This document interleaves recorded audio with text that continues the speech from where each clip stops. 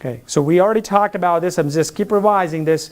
Reversing insulin resistance, alluding to earlier question, is absolutely possible. And I see that every single day in clinic. Probably 10 or 20% of my patients, but I see that every day. Not everybody follows this, so it doesn't get reversed. So number one, abdominal weight loss. If you have it, avoid processed food. Replace that with whole food. Very important. Reversing diabetes. At least 80% of the calories from exclusive plant-based food. No saturated in trans fat. Number four is an ultimate cause of insulin resistance in your body. That needs to go away from your diet. Increase activities. Sure, there are a lot of different planned activities and exercise, and we're always afraid of. We don't want to do it. We can sustain that. But if you can't do that, planned activities, if you can get your steps 7,500, which is hard, it's not easy, but if you can get about 5,000 to 7,500 steps, I think you're doing reasonably good. If you can get down to 10,000 plus steps, you no longer need to go to gym. You are doing enough activities to get benefit. So that's very important. Diverse fruits are very, very important. I know a lot of vegetarians. They all they eat is potato chips and pasta all day long. So that's not healthy. Although they call themselves vegetarian, but really they are not really good.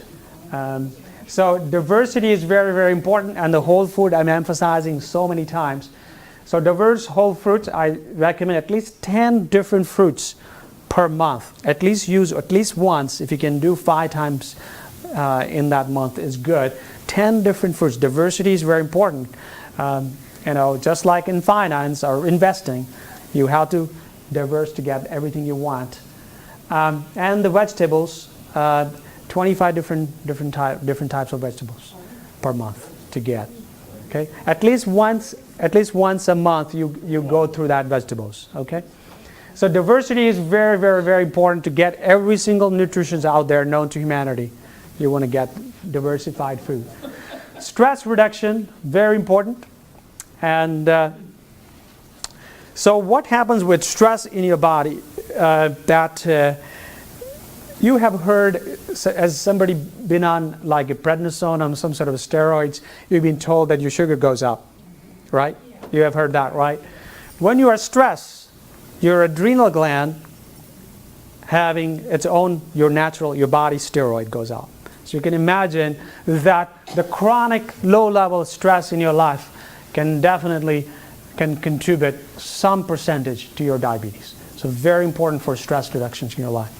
No matter what method you choose to have a stress reduction is important. Doesn't matter what. There have been some studies being done, yoga and mindfulness with diabetes, and has shown to reduce your hemoglobin A1C about 0.5%. It's very, very significant.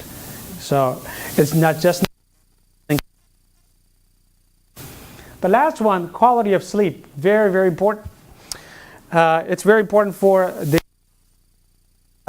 weight loss as well as diabetes. Less you sleep, obviously you can imagine that it is immense amount of stress in your physiological system that can also worsen your diabetes. So sleep is very, very important for diabetes. So all that stuff, if all of those together, you have a very realistic odds of getting rid of all the medication you're on. Although I don't claim 100%, but it can definitely reduce the medications for sure. There are different apps that you can use to monitor various activities. Again, these can be easily researched. I don't have any personal favorite to it. Do you guys have any favorite, any apps? Yes, the AADE, the American Diabetes Okay. Diabetes Educator Organization, they have one, and the one from One Touch, it's called One Touch Reveal, it will sync with their meter. I like that one pretty well. Okay.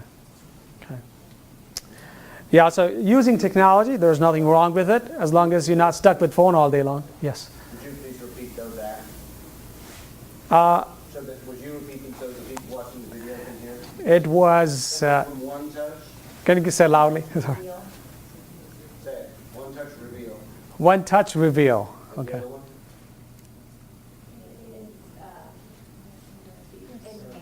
ADA. Diabetes goal tracker. Diabetes Gold, goal tracker. Okay. thank you. All right. So this is very not really important slides, but it's the reason I put this slide is because a lot of time all things we talked about is very, very difficult, and we hit the road. Even though we know everything, what's the right thing to do, it's not working in our life. And the reason being that is that some of the larger factors that plays that is not allowing you to do that. And that's essentially why obviously physicians as well as diabetic educators and many other individuals can make some contribution as a community-wide to make a difference in diabetes. So it's very, very important to understand some of these factors. Yes, I mean, not blaming your genes and not even blame yourself in this slide. There are other people to blame. But again, at the end of the day, you are the suffering at the end. You know, so by not blaming yourself does not solve the problem. And blaming yourself, that definitely doesn't solve the problem. So there are various other things goes into the food processing industries, pharmaceutical industries. We often call health industry complex, like military industry complex that we have. And then health insurance, and obviously politicians, they're part of it, from local to all the way top. And then I think that we really need to stop blaming on genes and start working on our own self. Not that I'm saying that try to feel guilty about it, but really we need to try to change some of the factors in our life that we are contributing towards. And definitely you don't need to create insulin resistance, but you need to create resistance to the bad food. Now, this slides I put out here is to give some ideas that I try to defend carbs. This is why. This is the community. I'm sure you heard about this, Okinawa Island communities. They have the highest number of centenarians, so people who are over the 100 years of age. And when you look at 100 years of age, it's not nursing home, 100 years of age working in the farm. They're still playing an active role in their communities. Okay, this is what they eat. This is what they eat. And so if you've been told about diabetics don't eat carbs, they eat 85% of their calories came from carbs. And they live much longer than any of us will. So look at the other type of foods that we commonly eat. Look at that. Just fairly fraction of that. Carb doesn't end here. Carbs even start here. So this is an eye-opener for most people. Yes? So how many of those people have diabetes? Well, if they have diabetes, wouldn't make it to 100. But yeah, very, very negligible. Probably none. There's no way you can pass 100 if you're diabetic. Well, not everybody lives to 100. I'm just saying that. Yeah, this is their diet. The centenarians who live past 100, that's their diet. It's not Yes. all the Okinawa people. Mm-hmm. But it's largely, almost all the Okinawa people lives pretty close to 100. Unless they've died of infections or some other natural disaster or tragedies, that's different. This is another community. Some centenarians from the Chinese, their diet, again, is the same thing. Same kind of diet. This is another Korean community, same kind of ideas here. And there's a little tiny islands, if somebody's been there. Very beautiful islands. Probably, if you go to Italy, you can skip all that and just go there. Very beautiful place. So, same kind of ideas there, the same kind of food they ate, and that's what we're talking about. American Diabetic Associations, all the dietary guidelines tells you totally opposite. Totally opposite of this. Yes? So, are sweet potatoes a big part of the diet? The calories, their total calories, they do in their, it's called blue zone research or some, if I might be incorrect, but that's I think the title of the research. And they studied all the centenarian communities all across the world, and this is consistently they found their own diet. Now, I'm really surprised that much of calories they're getting from sweet potatoes. There might be other families of potatoes or some other different carbs are including in that too. But the moral of the story is that their diet is very high in carbs, non-processed whole food carbs. So that's something are very eye-openers to study. Now, I mean, this is not like my formal diet, but this is something that I truly believe in it. Whole food, obviously exclusive plant-based diet. I like to be 100%. I have some constraints. So I try to get at least 95, 99%. No oil. There's no better oil, no matter how much you defend. There are a lot of ways of cooking techniques on YouTube and various places that you can cook without oil, and it's possible. So that's very, very important. And then nuts, berries, and seeds. That sounds like a chimpanzee diet, but certainly that's an ideal diet for us as well. Now, nuts are very difficult to digest. There are some concepts about soaking overnight in water of nuts to improve the ability to digest those nuts. But nuts are very high in fat. Almost all oils majority of the oils that we use come from nuts. So really easy to understand that nuts and seeds tend to be really high in fat. And then also they're high in protein as well. So very difficult to digest. And then obviously berries, we talked about antioxidants and anti-cancer, anti-aging, anti-inflammation, and there's just so many other stuff that goes into the berries. So very important diet aspect. Usually recommend if you want to do small meals or ideal intermittent snackings between meals, these are the number 4 and 5 is ideal. Again, limiting 250 calories per each small meal, but this is the ideal way of eating small meals. No processed food, dry or fresh fruits or vegetables, or nuts, berries, and seeds. This is the ideal way of snacking. And then obviously this concept, I don't know if you have heard of it, but bringing more colors, naturally occurring colors to your diet.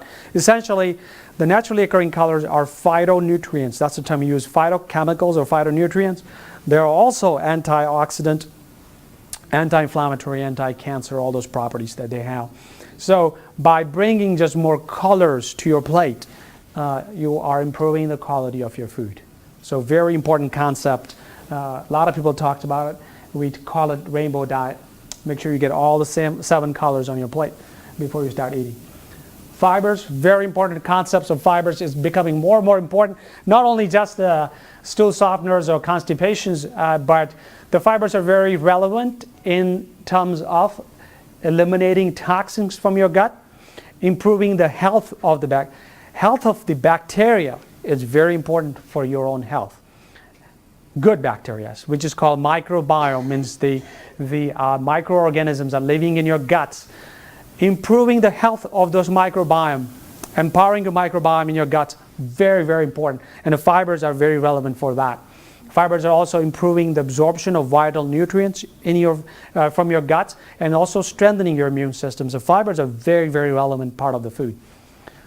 Mindfulness. This is a very important concept. It has been very popular. In the last 25 years, I've seen at least about 20 books that are written on mindfulness eating. And I spend at least 5 minutes in my visits with weight loss clinic visits with my patients, how you can empower your mindfulness.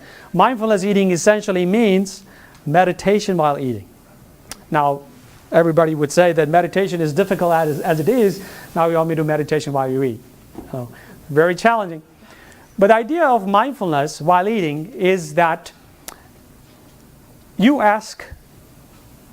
try to get information from physicians, from books, from media, various places. And how often we find conflicting information from 2 reliable resources all the time. And I'm probably told many things totally opposite of what you heard before from your physicians, from what you read. It is very, very mind-boggling to figuring out. what is right for you and what is bad for you, right? We're talking about colonizing moons and various planets, but we have not been able to answer fundamental questions for our survival, what to eat and what not to eat, which is really baffling and fascinating. Mindfulness is the technique that you're asking yourself what is right for you. How do you do that? If you bring 100% attention and awareness while you're eating, you are really empowering yourself with a tremendous amount of knowledge. What food is doing to your body from the level of all the senses, how they look, smell, taste, stretching your stomach, but even at the energy and the mental level. How many times we heard from our grandparents that I know exactly what food is good for me? We hear that all the time from elderly individuals. They really know it. They really know it because they did not have the instruments of modern age of attention deficits that we have. Most of the time when we eat, our attention is somewhere else, watching TV, working on the desktop, or discussing a very hot topic, or cooking, or this is what we're doing while we eat. We don't have any attention. So how are we going to find out what food is doing to our body if we have no attention to it? Most of the calories that we eat, we're not hungry for. And most of the time we eat beyond fullness. And that is the importance of mindfulness, very important mindfulness, in paying attention and figuring out on your own what is right for your own body. And it's real. It's possible. Sure, it's not going to happen one session of mindfulness. You will have to spend a month to reach that level of sensitivity, but it's definitely possible. And we talked about low glycemic index and low glycemic loads. So this is, according to me, this is sort of like ideal diet that not only diabetics, but every single individual should follow. Again, so this is essentially the most important slides, I would say. If you don't follow this, medicine will become your food. There is no way, there's no escape from that. This is the most important slide. Yes? With a plant-based diet, can we have like indigestion issues or stomach issues, or will they go away over time? Okay. So the question is that the increasing fruits and vegetables, or in some concerns like beans and grains and various other things, would it cause the indigestion issues? I don't see any theoretical reason why it would cause indigestion issues, but because those foods are very much in excess of fibers, they should be least likely to cause indigestion issues. But there is another science of what food can be mixed with other food and what cannot. And that is a whole separate topic. So if you are mixing and matching different wide range of taste and wide range of food, nowadays a salad become very, very popular, but salad is not about throwing all vegetables and fruits together and say, hey, you got the salad. It requires immense amount of knowledge of many, many traditions and generations to what food goes together. And that all this knowledge from the tradition comes from each individual's or collective community's experience of what food can be mixed and what not. So if you tend to mix a lot of different kinds of taste, different kind of foods together, you will have some sort of GI issues with that. So if you're not accustomed to, if you're not familiar with some of the textures and some of the properties of various wide range of fruits and vegetables, it can lead to some GI discomfort. So again, that's a whole different topic that we need to look at. Again, mindfulness can help you to figure out that which two foods that I mixed the other day and causing me the problem. But again, that's a long road. You really need to read books about it to get better knowledge about that. But yes, you're absolutely right. If you mix them without knowledge, it can lead to a problem. Yes? Would an example of that be like dairy and fruit? Correct, Which yes. is a common thing, like, for instance, yogurt with fruit in it, or like your cereal, you put the banana or strawberries with the milk, versus maybe an almond milk. I don't know, that's plant-based. But I've heard that before. Right. That gets into a little bit of the Ayurvedic medicine. Right.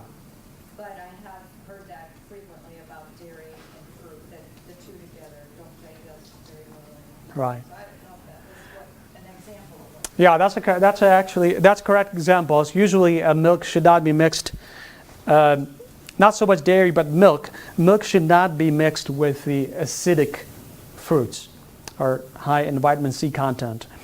And it does create some of the chemical reactions in the milk that creates toxins.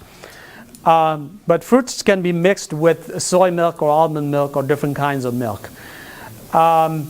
So yeah, there are other stuff. What time you eat certain kind of food, also very, very important. Sometimes it disrupts the sleep, sometimes helps the sleep. So there is an immense amount of knowledge on timing of eat, mixing of the food, how much you eat, all kinds of information. What season, is it the summer out there or winter out there?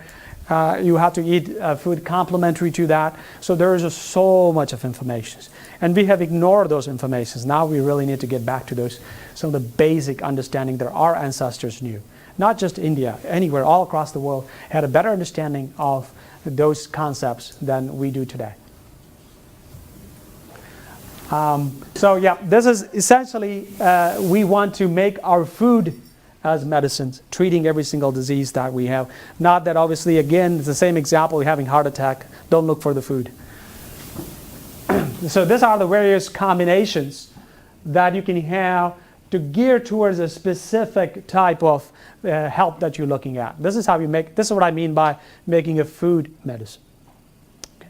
We always look for drug, we always look for pharmaceutical drugs, but there are better ways. This is our grandmother knew. No matter which culture you come from, they knew about all this stuff. But we tend to forget.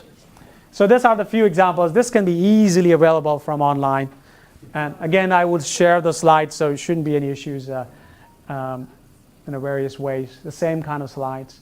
This is one other thing that I didn't really mention. This is really lacking in American food. In fact, if you look at the history of Columbus, we know what they were looking for.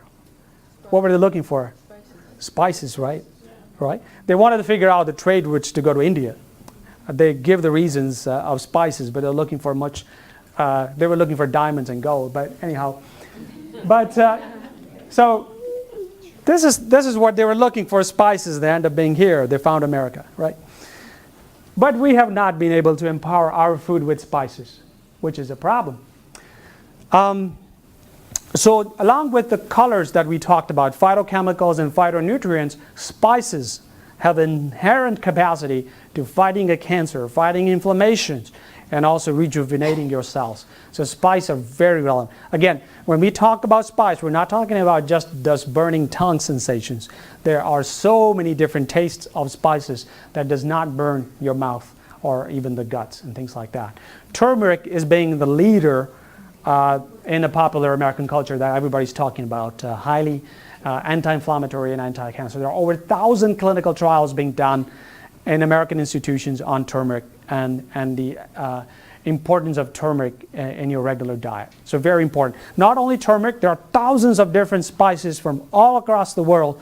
And there are a lot of good books. There's one good Healing Spices. That's a good book that tells you how you can incorporate those spices in your regular standard Western diet. So there's just so many aspects of health. Again, this is not the topic, so I'm not going in detail, but this kind of information can be found online. So there are different kinds of spices. Paprika's here, oregano's here, nutmeg, I think it's from the European, coriander, cloves, cinnamon, basil. This is a commonly used garlic powder that people often use. Ginger often being used. Rosemary is also very popular. Thyme is also very popular. Turmeric is the leader right now that everybody's talking about as a super spice. So there's a lot of turmeric tablets out there that people use for arthritis and various other inflammations. So very important aspect of the food that I didn't talk about earlier. Again, there are more slides based on where they come from, different cultures, and obviously in our country, we tend to see a lot of Mexican food. We get introduced with a lot of spices. And in some part of the country, you also get a lot of Indian foods that get introduced with spices as well. Again, this is what it looks like. When we talk about colors, we really mean it. All different kinds of spice. That's where all the colors are. Again, the more and more pictures. Again, this always asks these questions: where do you get protein from? Where do you get calcium from? And I get really annoyed. But there's many sources of plant-based protein and calcium. In fact, a lot of time those calcium routes to the animals and come to us. They come from essentially they come from plants. So there are many plant-based resources of calcium. You don't have to drink milk all day to get calcium. There are a lot of different plant resources for iron. There are a lot of plant resources of magnesium. Again, I'm going pretty quickly. This all easily can be researched online. Just get an idea of all the vital nutrients. These are the top 10 food, and this is the top 10 worst food that we can eat. Diabetics, you should never eat any of those things. If you're including these things, you're part of the problem. So you need to change on this aisle. Green leafy vegetables, cruciferous vegetables, berries we talk about, beans we talk about, mushrooms very high in protein and even B12. And then seeds, nuts, tomatoes, and pomegranates. They're our top 10 food that you should never avoid. As a diabetic, you should definitely have all this stuff. Okay. This is another concept, ORAC value. That's value. Higher the antioxidant ORAC value, higher the capacity of fighting cancer. If you really want to fight the cancer, these are the food that you want to bring. Many different berries and fruits, they all have anti-cancer properties. So by just trying to avoid sugar, you're avoiding a lot of other good things. This handout's one of the very important slide. When people ask me, when I say I don't like to use the word vegan because a lot of bad things associated to it, so I usually say exclusive whole food plant-based diet. It's a really fancy way of saying vegan. They ask me, what do you eat? This is what I give them. This is what I eat. There's so much of diversity here. There are about 70 different vegetables. They're all ranked based on their nutritional values. Everybody knows about kale, super vegetables, highest nutrition values. Second one is not even close. Okay. I usually tell my patients, start from the top, and if you find 25 vegetables that you like, and then try to bring those things in every month in your regular diet. You really don't want to go on this side. You just want to stay on this side, 25 vegetables. 1392, and the second one is 968, not even close. So that's how good kale is. And this is an objective goodness of the kale, not just that popular culture is just picking up for some random reasons, or viral, or whatever the term that we use. This is really objective 1392. You got a lot of vitamins, you got fibers, you got potassium, all kinds of stuff you need from those. So this handout is also very important to get ourselves educated about vegetables. This is what food looks like when you work with vegetables, spice, mushrooms, beans, soys, corns, all kinds of stuff mixed. These are more pictures of this food. This is all vegetables, grains.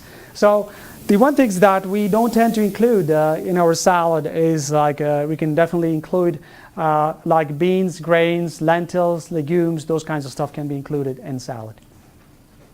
And definitely you can include spice to be more to get more tasteful to it, and berries and some stuff like that. Yes. I was just kind of curious, because fats need to be part of your diet in terms of processing. So where are you getting some of the fats from? If you're not like say if I was going to cook some meal, which is what you're kind of going on to, like I would put oil with some water. But I mean, so if you're saying no oil, where in general, like from the plant-based diet, besides like avocado, what would be So again, going back to the same concept, oil is not a whole food. That's why I say no oil. I didn't say no fat. So the question was that how do you get fat? Fat is a very essential part of our nutrients. And entire hormonal systems and various other insulation systems that requires fat. So there are various resources. Even vegetables have a lot of fat. In fact, we talked about earlier that most of the oils are plant-based. Nut oils, seed oils, that's how you get fat. Avocados, those are coconuts, those are other sources of the plenty of fats. And almost all vegetables have, many vegetables have some sort of fat in it. But the fat that you're looking for is mono unsaturated fat and polyunsaturated fat, as MUFA and PUFA. That's why the avocado is considered a superfood despite its very high calorie and very high fatty food. So fat is not bad, but again, the fat, we don't eat fat, we don't eat carbs, we don't eat protein, we eat food. So that's very, very important. So if you want to eat fat, get it from whole food, not from the highly refined oil. That's the key thing. So cooking can be done without oil, which is a very interesting topic, which I didn't know that a few years ago. So the eggs fit in there anywhere? If you go to the recommendations earlier that I usually give my patients, 80% plant-based, yes, and 20% you can have eggs, yes. I wouldn't recommend. Yes. Which oil, not juice oil, but which oil do you recommend using cooking? Yeah, so which oil would you recommend cooking if you really had to cook in the oil? Again, there's avocado oils is coming in the market. I think that will capture most of the market. But in fact, almost all the bottles that you look for the oil, very high in saturated fat. So even coconut oil. In fact, coconut oil is primarily saturated fat. So although some cultures, in fact, in India, if I say something against coconut, I'll probably get killed. You know. So, but yeah, some culture loves coconut, and that's I don't have anything against coconut, but I don't see any good thing in it. Coconuts are very good for cosmetic reasons, but ingesting I'm a little concerned about. Yes. That's just the fat. There's another concept, purified butter, that in India they swear by, but I still don't recommend that. Yeah. I don't recommend that. But again, it's not life about being really extreme about everything. You can use all of those. If you ask me a question they're good or bad, I'll tell you in a very extreme manner, but not necessarily that you stop eating tomorrow. You minimize those things. That's kind of key thing here. That's why I say 80%. Let's get to 80%, and then we'll talk about 100%. Yes. You mentioned the Mediterranean diet and gave Sicily as an example. Mm-hmm. They use a lot of olive oil. Yes. So olive oil is another. So the question was about olive oil. What about olive oil? In fact, there has been a significant clinical trials being done on Mediterranean diet, and has consistently shown that it improves the heart disease. So, is olive oil is a contributor improving heart disease? That's debatable. They do use olive oil. I recommend there is some concepts where if you sprinkle the olive oil on the salad, it improves the absorption of some of the nutrients. There is some truth to it. But as essential nutrients from the oil, I don't see any significant benefit of it. But it is very commonly used in Mediterranean diet, yes.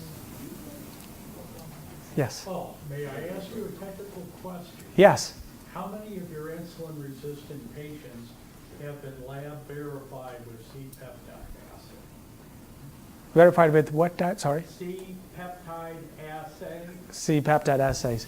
Yeah, I don't. Those are the information's out there to measure. Again, you can go on measuring sugars and insulins and C-peptides and many other things. At the end, you still have to work on insulin resistance. That's where the focus. No, I don't do that. No. Some endocrinologists do check that.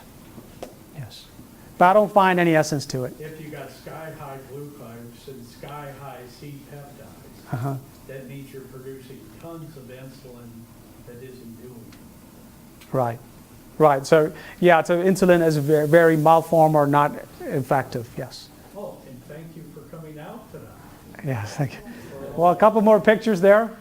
And we also have a diabetes educator back here as well, so if you have, we can keep asking questions, this is a good time. If anybody needs to stand up and stretch a little, because, sitting is the new smoking. So nobody tells me my food doesn't look exotic. I have a proof.